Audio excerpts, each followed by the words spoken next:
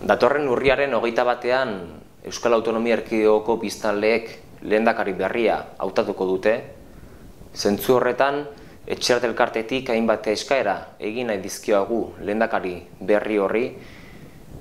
Azkeneko hamarkadetan hainbeste sufrimendu eragin duen eta gaur egun eragiten jarraitzen duen espetxe politika kriminal baten aurrean benetako konpromisoak hartzeko eta politika berezitu hauek behingoz desaktibatzeko edota horretan laguntzeko.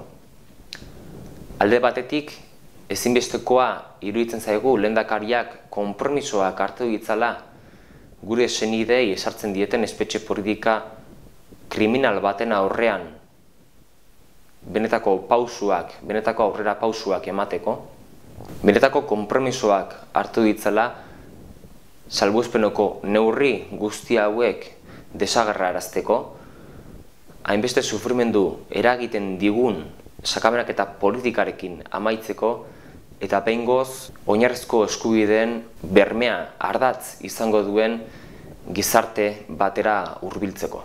Politika honek dakartzen ondorio guztiak arintzeko konpromisoak eskatzen dizkiogu.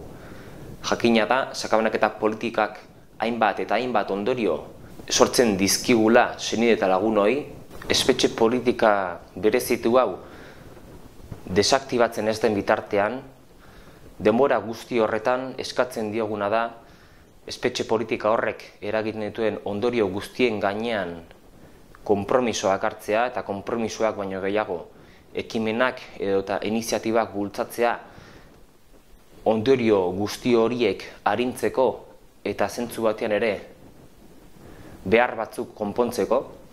Jakina da baita ere Frantziar eta Espainiar gobernuek ezartzen dituzten salbuespeneko neurri guztiek gure senideengan ondorio larriak edota atzeraezinak dituela baita ere, eta guzti horren gainean bai eskatzen duguna da benetako konpromisoak, benetako aurrera pausuak ematea, bai publikoki eta baita ere eguneroko lanean gure senideen eta gure oinarrizko eskubideen defentsan ez.